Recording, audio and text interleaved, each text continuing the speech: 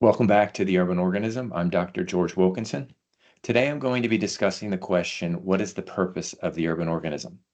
In a previous video, I described the urban organism as a biological interpretation of urbanization, and that might be taken as a useful analogy for examining civilization. However, I'm actually suggesting something more literal, and in this video, I'm going to explain what I mean by that. And an important sort of qualification or qualification before I get into this, you don't necessarily need to subscribe to what I'm about to explain to engage with some of the case studies in urbanization that I'm going to be posting in the future. However, I think it's important to understand how I arrived at this perspective and how I began to see what I can see in urbanization. So the first thing I want to suggest is think about cities as living organisms literally. And this might initially be a difficult concept to consider because usually we think of organisms as things that have mobility, although that's not always true. There's a lot of organisms that don't move at all. But more to point, we usually think of living organisms, particularly if you subscribe to evolutionary biology, as part of a broader family of interrelationship. So I'm going to share an image to further elaborate on that. What you're looking at here is called the Hillis plot. And the Hillis plot purports to show the entire history of life on Earth. So at the end of the day, evolutionary theory, evolutionary biology are stories of the history of life on Earth. And ultimately, every living organism is related, and everybody comes from one original organism. Evolution suggests a tree of life, and the tree of life has a root or a seed. And right here in this diagram, boom, is the original organism. So this is the parent of all living organisms. So I want you to take a moment and consider, and maybe for the next few days, think about the original organism. Think about an organism that has no parent. And consider what was happening right before it was born. How did it come to be born?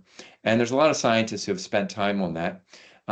In my own musings on this concept, I've considered the idea that we have a moment in time.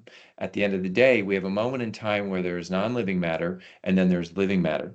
So what's happening here? What changed? And where I resolved to sort of land on this issue is actually this is the point where biologists take note and take interest. And prior to that, we have chemistry and physics. The reality, however, is that those chemical and physical reactions and patterns were ultimately coursing to life because that's what we got. And if that's what became reality, then that ultimately was what was in fate. So what I'm suggesting is consider life as rather than just this being restricted to this family of life, maybe it's not just restricted to this, life could be a force. So consider a life force, that life is a vibration that's infectious and cascading through time. And we might not know exactly where it originates from. What we know is what it's producing. And on our planet, life is surely been coursing back to this, where we have this growing civilization that is emitting light. And now consider how you would interpret what I'm showing behind me if you were an alien, if you weren't from Earth and you showed up on this planet, there's these glowing things. You would assume that the glowing things were the living organisms, and you would further notice that they're emitting matter. So at sort of the pinnacle of technology and science, the pinnacle of advancement in this glowing global civilization, you're seeing this thing is emitting matter. And what I'm referring to are the satellites that we are emitting from Earth. I'm going to share a picture here. This is Voyager 2. This is the first man-made object to leave Earth's orbit, to leave our solar system.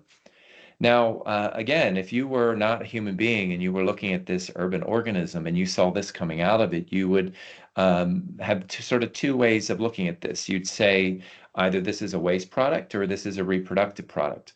Now, given the level of effort and resource that goes into this, the foundation of civilization that was required to even get to this point, I would suggest this is not a waste product. This is a reproductive object, similar to spores coming out of an orchid or a flower. A lot of resource goes into a flower, building its stem up, building the blossom, blooming, the spores finally being emitted. Just the right circumstances need to occur for that to happen. So I would suggest that this object could represent a reproductive thing, a seed, the seed of life. And you might say, well, how is that possible? It's just metal. It's just sort of a mechanical object. Well, there's two ways it could be true. One, the life force could be inside all of matter on Earth. Everything could be infected with it. It's just a matter of getting it out of here and give it a few million billion years, landing somewhere else in the right circumstances, in the right soil, with the right water, etc. I'm using a seed analogy again. It would eventually evolve into a living organism, maybe a humanoid organism that does the same exact thing that we've come to do. Or maybe microorganisms are attached to this thing. Maybe life is so elemental that really tiny, small things have survived and managed to grab onto this or are in there. And when it lands somewhere someday, they will continue to vibrate with the life force and ultimately find their way into fertile soil, particularly if we emit enough of them. Now, I understand that the odds of this are very low. You might say it's impossible. But I want you to understand that you are also a statistical impossibility. And I justify that on on the basis of the following analogy or example. If you consider your father produced billions, if not trillions, of sperm in his lifetime, of which maybe a handful of human beings emerged. Sperm, for all intents and purposes, are waste products because the humanoid being that is you that came out of it was a statistical impossibility. And yet, not only were you possible, you were fully pre-programmed to emerge just as you are through your genetic coding. So all of life is based on these impossible odds. So this idea may seem really out there, but another thing to consider about life on Earth is analogy is rare. Yes, we see mimicry in nature. We see animals, caterpillars that might be able to make themselves look like a snake to ward off predators. But I think you'd be hard pressed to find a single example of something that looks like human civilization, where it's glowing. As it glows more, as it grows in its extent on the planet, it emits more and more and increasingly more satellites into space. And it's possible as we reach higher levels of advancement, we may deliberately be emitting microorganisms into space. And I appreciate that many movies depict humans going into space and colonizing other worlds, and that makes sense. That's entertaining. But the reality is, we are far more likely, and getting back to the purpose of the urban organism, we are far more likely to be stewards and facilitators of the expansion of very basic forms of life off of Earth. And that's what we do. We build up our colony like an ant colony, we emit matter, we spread life off the planet. We're like the flower.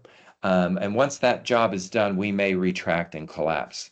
A lot of people will sort of condemn civilization from being a virus. We're this destructive imposition on utopia. There's some information in that.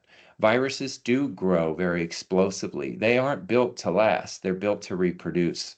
And really, when you ask what's the purpose of the urban organism, it's probably the same purpose of any other living organism, and that is reproduction.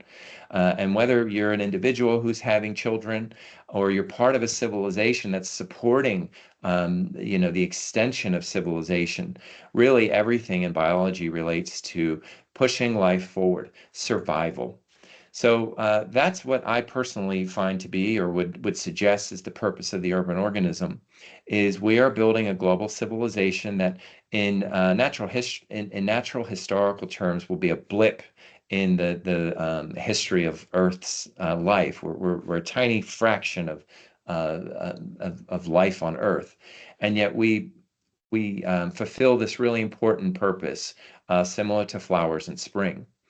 And I'll share one more fact that I learned, at least in my education, that I always found interesting was if you could condense the life of Earth to 1 year, so January being the sort of the birth of the planet to December 31st being the current point, human civilization is in the last few seconds of December 31st. So we really are a blip in the radar.